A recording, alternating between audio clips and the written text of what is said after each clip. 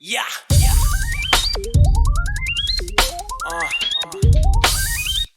Hey yo, man, it's your time. Man, fuck poverty.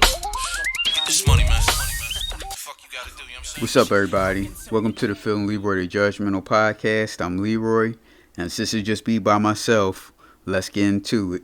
So, mass shootings have been in the news lately. Here's one that was stopped that they really haven't been talking about on the news, but I haven't seen it on the national news. Charleston, West Virginia, we have a woman fatally shoots a 37-year-old Dennis Butler when Butler began firing an AR-15 style rifle into a crowd of people. Here's the report. First at noon, we continue our coverage on a shooting that happened at a graduation birthday party last night at the Vista View apartment complex here in Charleston. Police say 37-year-old Dennis Butler showed up with an AR-15 and started shooting. Now, what police say could have been a mass casualty event was stopped by a bystander. Eyewitness News reporter Ava Rash has been covering the latest developments for us all morning. And Ava, it sounds like that woman was in the right place at the right time.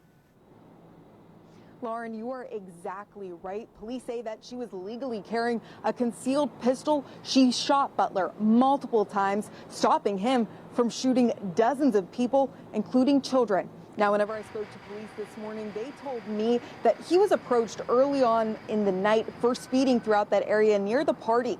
Investigators say he then left, came back about 30 minutes later, parked in front of the 13.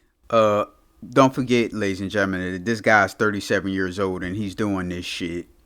So we can't say, oh, he was young and immature and his brain hasn't fully functioned yet and everything. There's a 37-year-old man who's speeding around children. It was some sort of a party, speeding around children. They said something to him about speeding. He leaves and comes back with an AR-15.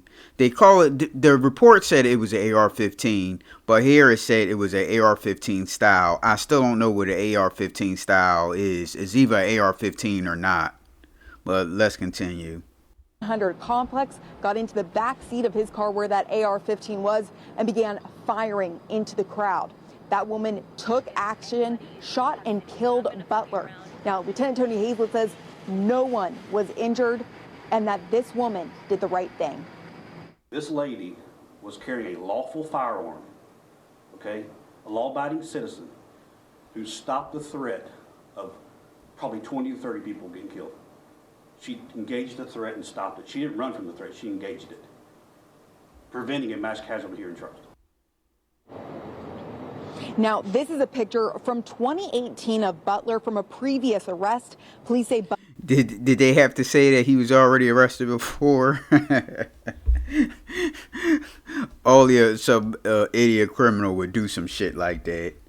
You lost your life just by being stupid. I just don't get it. Butler had an extensive criminal history. They still are not exactly sure how he got that gun. Now, the street. All witnesses and the woman are cooperating with police, and as of right now, no charges are being brought against that woman. For now, reporting at police headquarters, Ava Rash, Eyewitness News. Yeah, well, shout out to that woman there that stopped that idiot from firing in the crowd. Again, we can't say he was immature. Well, he was immature, but in age, he was young and all that stuff. His brain hasn't been fully matured yet. This is a 37-year-old man being stupid. 37, damn near 40. Next up, we going to Florida. Orlando, Florida. We have a 10-year-old girl accused of fatally shooting LaShawn Rogers, who was in a fight with her mom. Now, this happened last week, or maybe about 2 weeks ago, but the girl was in court this past week. So here's the report. Right now, police say a 10-year-old is in custody for murder. Orlando police say the girl's mom got in a fight with another woman late at night on Memorial Day at an apartment complex off Mercy Drive.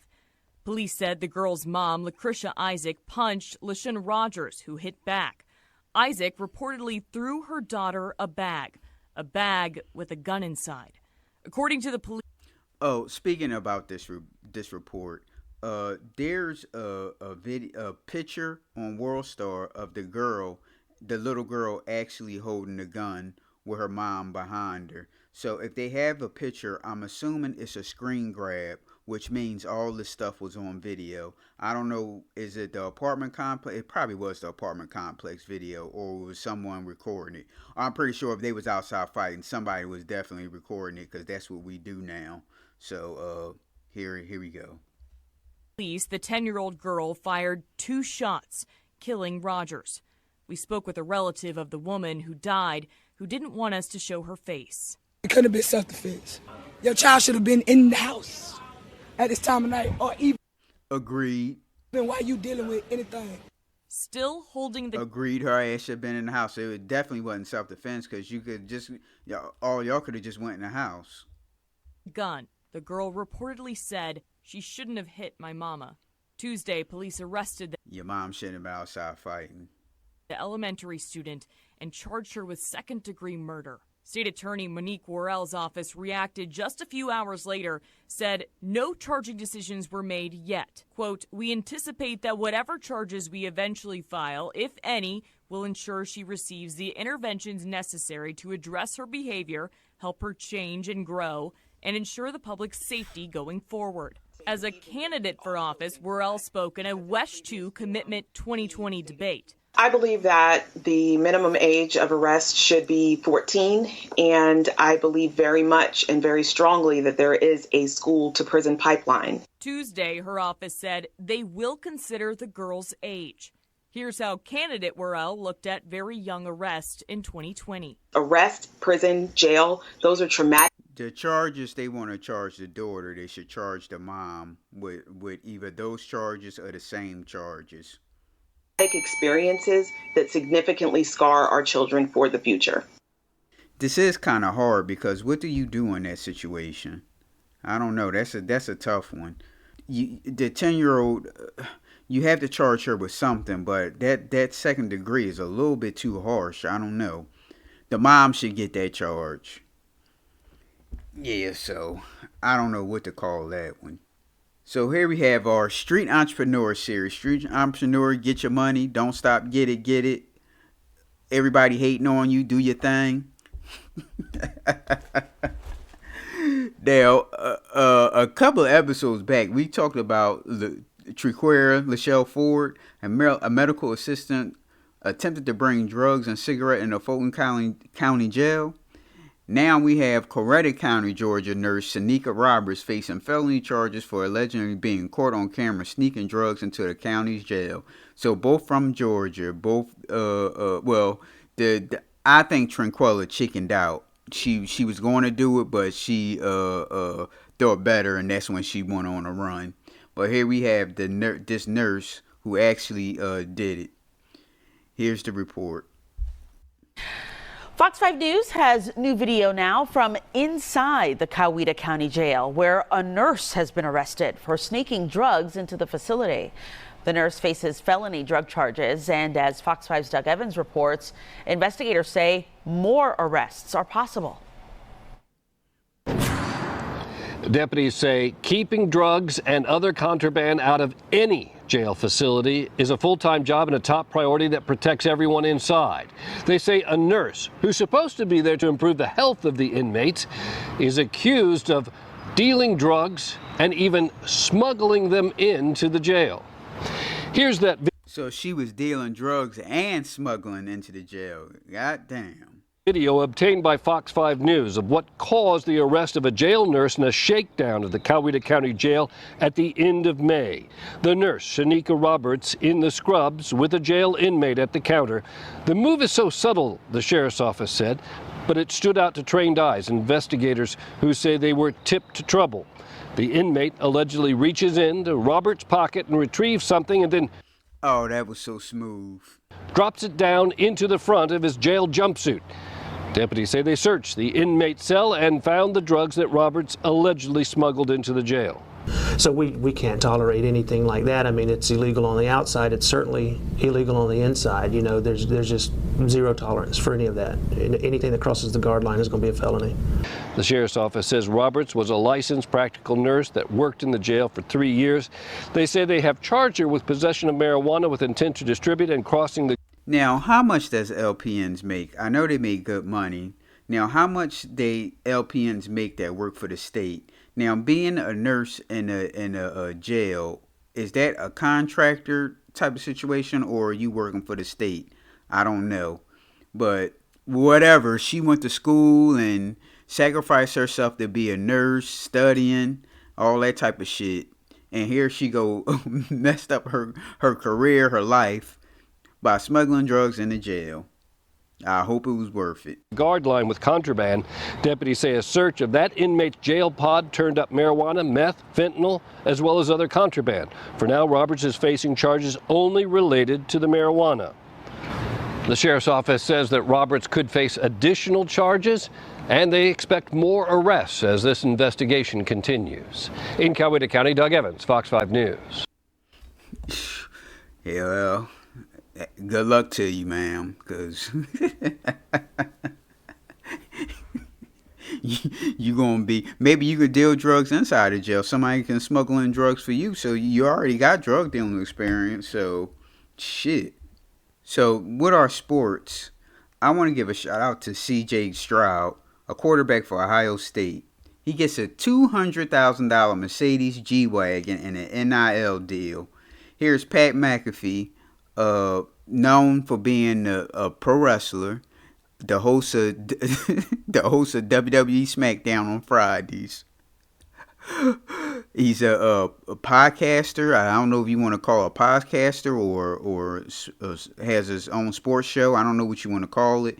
And last but not least, he was an NFL kicker. Here's Pat McAfee talking about C.J. Stroud. Just the fact that my Ohio State Buckeyes are going to win the Natty this year, that's all.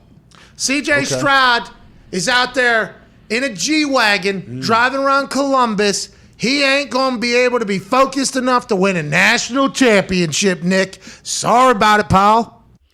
I guess that was his southern, try to use some southern afflict in his voice. Maybe he's from the South. I don't know. That G-Wagon's got to take him to Columbus to the Natty game and then back to Columbus with the trophy. That's all I know. I respect that. That's a Bentley. It has been since upgraded that from this dealership, he got a G-Wagon. So CJ got a Bentley at first. He traded the Bentley in for the G-Wagon. That's worth $200,000 as opposed to this Bentley that's only $130,000. Oh. So it was a game time decision when he showed up. The G-Wagon was available. The Bentley that he thought he was going to get is available, and he went with the G-Wagon. As somebody that potentially owned a Bentley at one time, good decision. Yeah. I have never been in a G-Wagon. Good decision, though, on that particular thing. And by the way, I love that he is just working with a dealership, getting the nicest car they got. 1 month he'll return it because he'll be able to do this for the rest of his life. And on the back end of it, the license plate will say Ohio State legend. Yep. Just like this guy has done well into his damn near 40s at Ohio State. This is awesome, AJ. It's a very, very nice car that he will be driving. So, are they still making G-Wagons? No, obviously. That's why they're so expensive. Oh, really? Yeah, that's why they're so expensive. I just learned this last couple of days. Look at him backing up on the curb. Graham Rahal. They're not making those? You know who Graham Rahal is? No, they stopped making them. That's why they're so expensive. All right, Dave's starting to ramble. But shout out to CJ because get any car you can get because Ohio State makes millions of dollars off of you guys. And if you want to drive a car for a couple of months or whatever, an expensive car, so be it. Get any car you got. Get a Lamborghini next time. Trade that G-Wagon in for a Lamborghini or whatever. Good luck to you, CJ, and props to you. Well, the NFL Throwback Twitter page had brought up this tweet this past week. Which four do you want roaming your secondary? Now, the four, you have to pick 2 cornerbacks and 2 safeties. Now, the corners they list were Deion Sanders, Aeneas Williams, Terry McDaniel, Dale Carter, Rod Wilson, Darrell Green, Eric Allen, and Ray Buchanan. The safeties were Steve Atwater, Ronnie Lott, Darren Wilson, Merton Hanks, my boy Leroy Butler, Cornell Lake, Tim McDonald, and John Lynch. Now, Philip and I answered this this tweet with our tweets of our own of the guys we picked. I chose Deion Sanders, Eric Allen, Ronnie Lott, and Darren Wilson. Phil chose Deion Sanders, Rod Wilson, Ronnie Lott, and Leroy Butler. Now, shout out to Mr. Liam Barrett on Twitter. His Twitter handle, is at Rutro21. That's RUTRO21. He thinks that Brian Dawkins should have been on this list. And I don't think I mentioned earlier about bringing this up, that these are 90s cornerbacks and safeties, or 90s secondary. So he says that Brian Dawkins should have been in. And I just totally disagree, because when I think of Brian Dawkins, I think in the 2000s. I don't think of Brian Dawkins in the 90s. So he said, well, what's wrong with Ronnie Lott? Ronnie Lott is like an 80s player. Well, here's why you wrong, Mr. Barrett. I'm sorry, I keep calling you Barnett. Ronnie Lott was on the NFL Hall of Fame 1990s team as on the 80s team. He only played from 90 to 94 on through the 90s. It was only from 90 to 94. And he was the NFL Hall of Fame on an NFL Hall of Fame 90s team, as he was on the 80s team. Now, like I said about Brian Dawkins, is strikes me as a 2000 player. He's on the NFL Hall of Fame all 2000s team.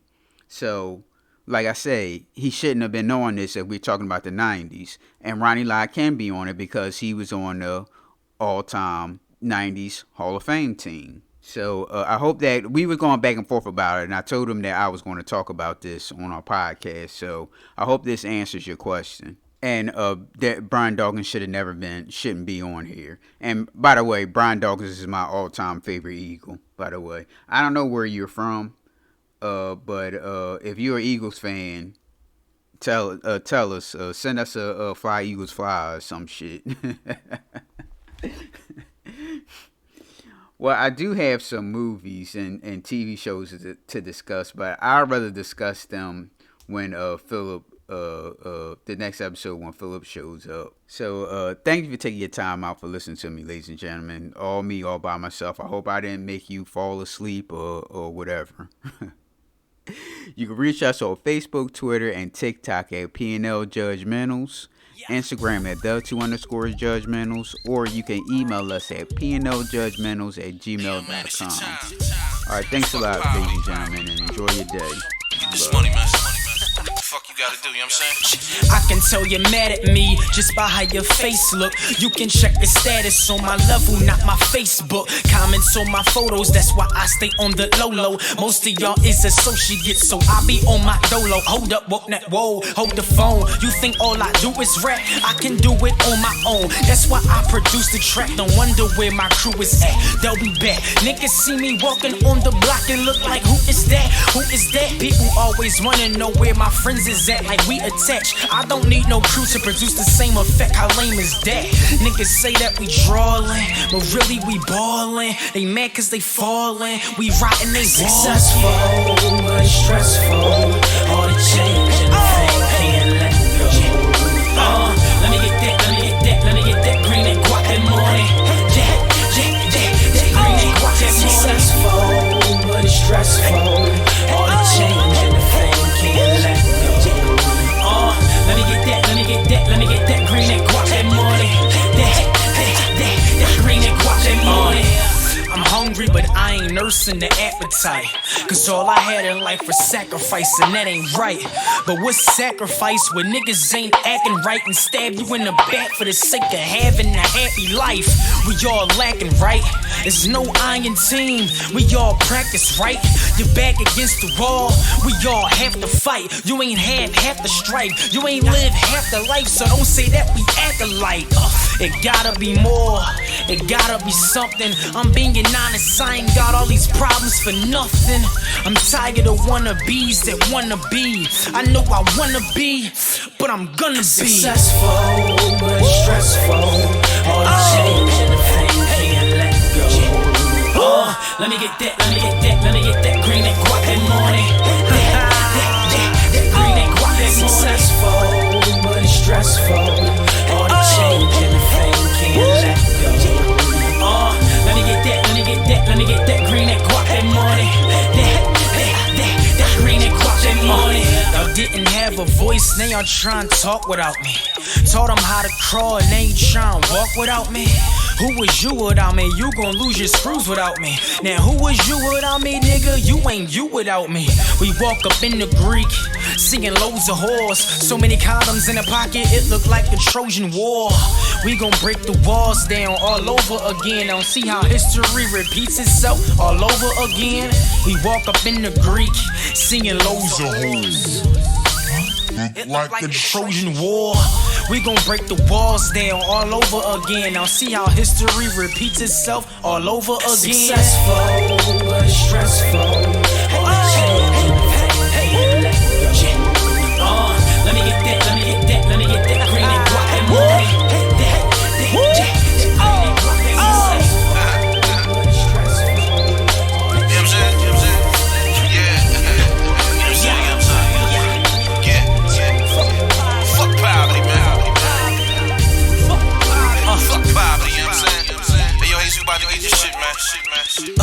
Motherfuckers walking to the jungle out here.